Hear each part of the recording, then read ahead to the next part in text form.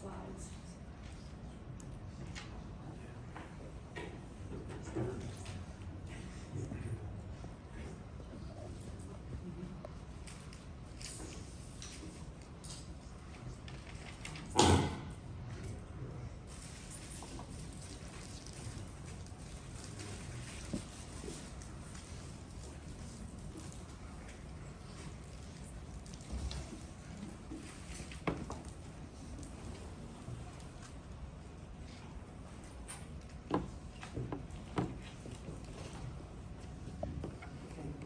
Good afternoon, everyone.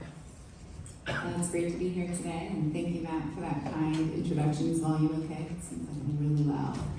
No, good, okay. Well, as many of you have experienced in your careers, program evaluation can be like assembling a puzzle with missing pieces. And you never really know if you've got the full picture until you start evaluating. So Tanya and I, this was a great experience for us to dive into this project and learn a lot about the evaluation process. So we appreciate that opportunity. And luckily, if you know Tanya here, she has a keen eye for details. And Matt is a very positive and upbeat person, so we were highly motivated to complete this project even as volunteers. But today we are really here to share some of the preliminary results of what we are calling the 2023 NNCI Economic Impact Survey.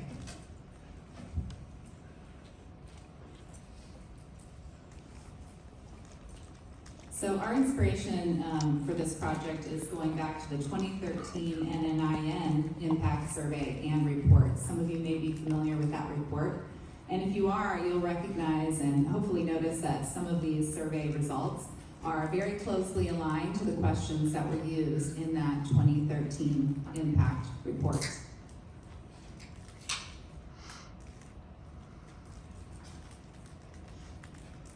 And we would like to recognize some exceptional effort of 3 of our survey champions. So the way we distributed this survey to gather these results was to ask for volunteers from an RINE working group to help facilitate distributing that survey. And so Jim and Eves and Sarah really stepped up. And you can see their effort right here. At this table, you can see that the Center for Nanoscale Systems, Nano at Stanford, and San Diego Nanotechnology Infrastructure responses combined account for a significant percentage of these responses. Overall, the response rate was very comparable to the 2013 survey. We had roughly 7% of the 1,800 individuals that we invited to participate in the survey complete the survey. And we have some of those results to share with you today.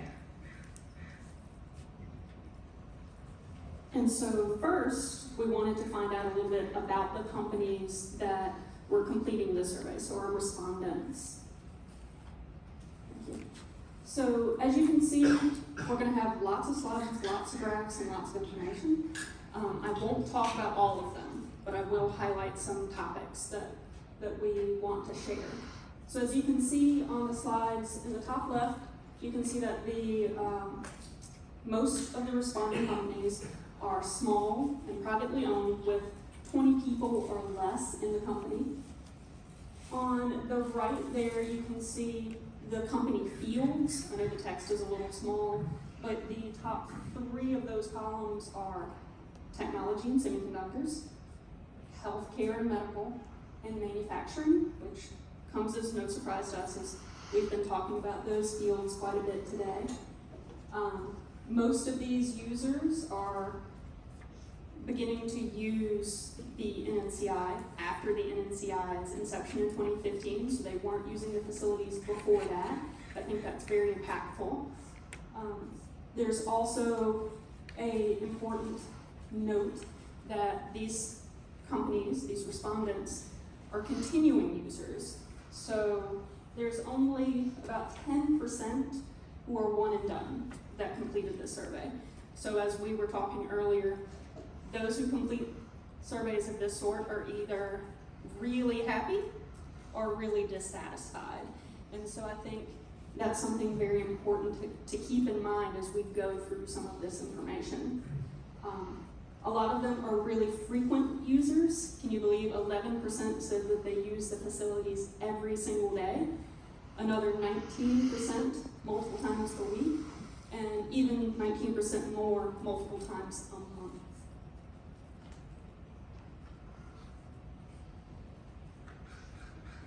So what kind of trends do we see from these survey results?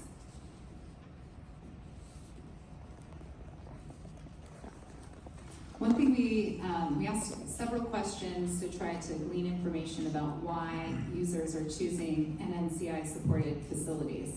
And from the information that we gathered, it seems that there are several key factors influencing the user's decisions to collaborate with NNCI-supported facilities.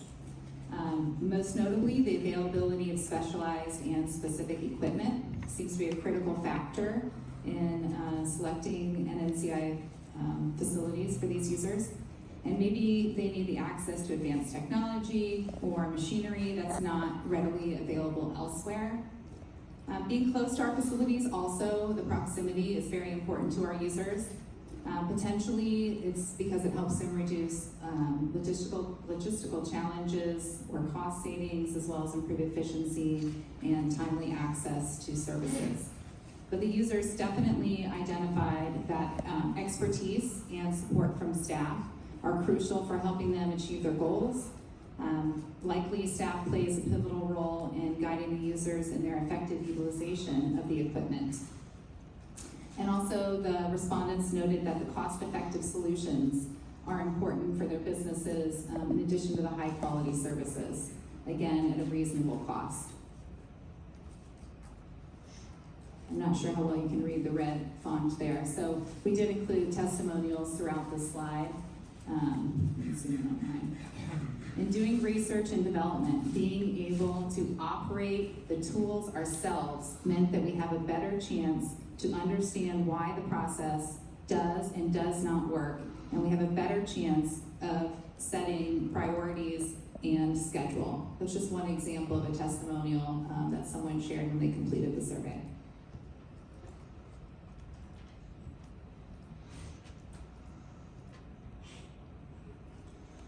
Also, we had some questions that allowed for free response. So here's our attempt at creating a word cloud to try to gather that information and find some trends in their responses. And as you can see there, critical equipment, cost saving, product development, time saving, and support for research and development were the major themes in those free responses.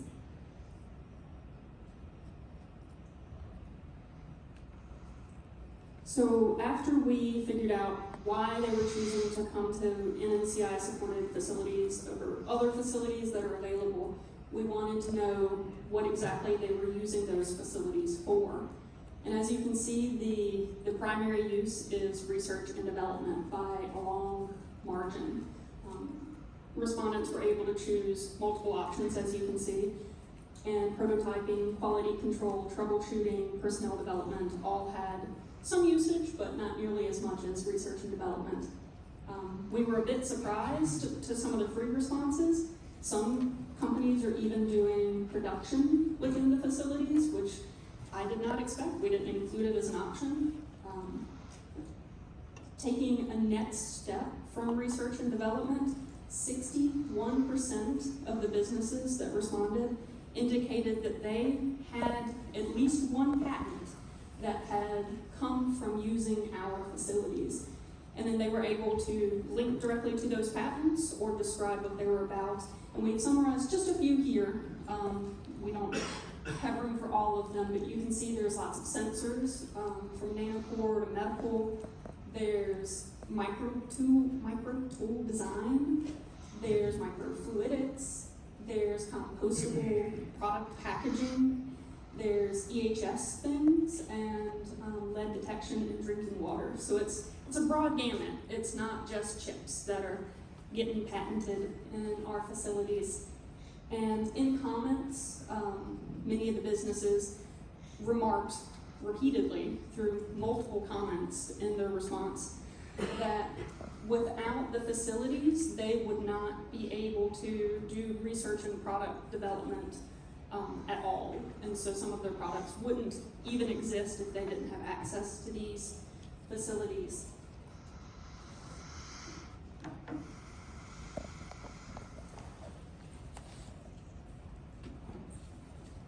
So after thinking about what they're doing, we wanted to know actually some impacts and some of the ways that we're impacting their business. So we asked the question directly, please rate how influential access to NNCI-supported facilities are to your business in the following areas. And you can see, hopefully you can read all that. It's sorted, blue is influential and orange is not influential, because I'm from Virginia Tech and blue and orange are UVA's colors. The top thing that everyone said the facilities were influential on is increased our learning and understanding. And 99% of respondents said we were influential in that way. The top 6 categories there are all above 75% of respondents saying that we are influential.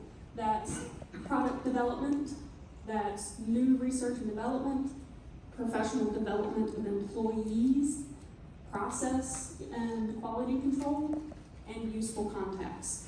I'm not saying the bottom ones are not important, because all of those are even above 50%. So the lowest one that we had impact on is increased our product sales, and that's even 51% said that we, using our facilities, were influential on that. So that was pretty important.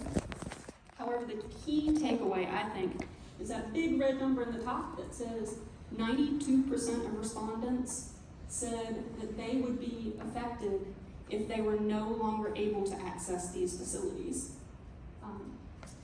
None of our research conducted through my company would have been possible without access to an NNCI facility.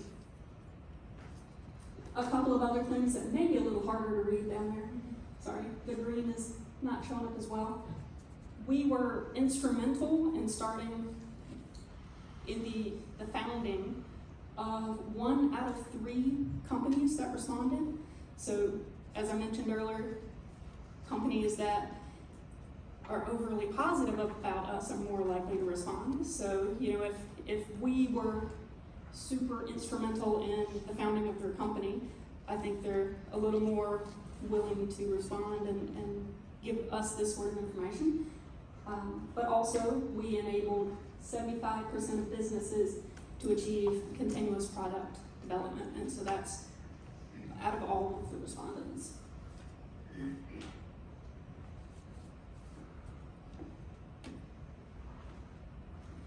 And finally, we wanted to share some of the survey responses and the data that lends itself to answering one of our critical questions when we started this survey is, what is the economic value? What economic value does the NNCI create for its users and potentially the nation? We realize that was a very difficult question to answer, but we do have some survey responses that we think can help us at least examine that question. So the data points that we have on this slide are just a few of the indicators that portray the value of NNCI facilities to its users. And really they just illustrate in their comments as well that we're really indispensable. And in fact, over 50% of respondents agree that the absence of NNCI supported facilities would quite possibly stunt their growth and even the development of their businesses. We see that NNCI supported facilities offer support that enables these respondents to hire more employees, increase their intellectual property portfolio, and finance their work. 48% of respondents agree that NNCI supported facilities are a major contributor to their company's economic development and revenue.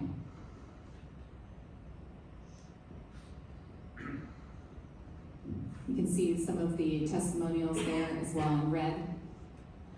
Our work with NNCI allowed us to, I can't read it, let me see your microphones. There you go. Allowed us to avoid investing in this area too early. We avoided tens of thousands of dollars of wasted work. And the other one in the corner, access to this equipment enables us to perform R&D, leading to private and public grant funding and ultimately to functional prototypes, manufacturing, and revenue. In the top right, businesses reported raising $2.3 billion in financing. These are the numbers that they reported to us since they began working with NNCI facilities. So in conclusion, these results that we're sharing, we believe that they're indications that NNCI user companies are innovators, job creators, taxpayers, revenue generators. They're stimulating the U.S. economy through their product development and job creation. And they're very grateful for the support of and access to our facilities.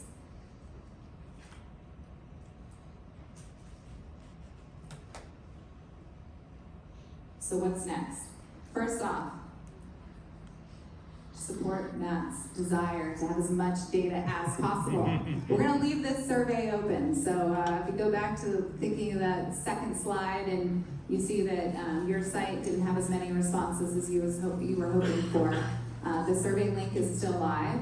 We have each site, again, I mentioned they have a survey champion. So these survey champions do have access to the data. They can, with our help or even on their own, they can pull the data from your site and do your own analysis if you want to see what the respondents are saying about your site. But we are leaving that open for the time being, and we will be generating a written report. I think we're thinking by spring, so we're not going to leave this open forever, but at least for the remainder of this year, and then in the springtime work on generating an official report.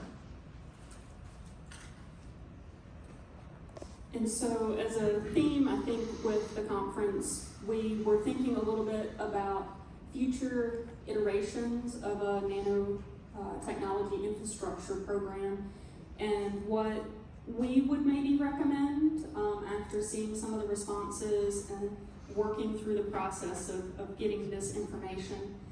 And I think we have two general recommendations. So I think the people and the expertise are really important in lots of different ways, but to help really overcome that valley of death for these companies. We saw time and time again that the small companies wouldn't be able to accomplish things if they didn't have access to our facilities, our site staff. I know some sites have some really great folks that help talk the language between businesses and technical staff at the facilities, and not all of our sites have that. And I think that's something that could really help with future innovation and those sorts of things. And then also, as Jessica and Matt both mentioned, we're volunteers. We're both excited by data and metrics and assessment and those sorts of things. But we can't recommend enough an external evaluator or an actual assessment person that can work through all of future generations' networks assessment needs, not just INE and not just satisfaction and those sorts of things. So. Yeah. Yeah. Yeah, the joke speaks for itself, right? When Tanya and I were like, all right, we know we're not social scientists. We are volunteers. We've said that so many times, but we did appreciate this process. This is the data. You're welcome to look at the data yourselves. It's data from your own users, but we do hope that this presentation sparks enough interest in evaluation, especially in innovation and entrepreneurship, having that focus. So we look forward to see what comes in the future. Thank you.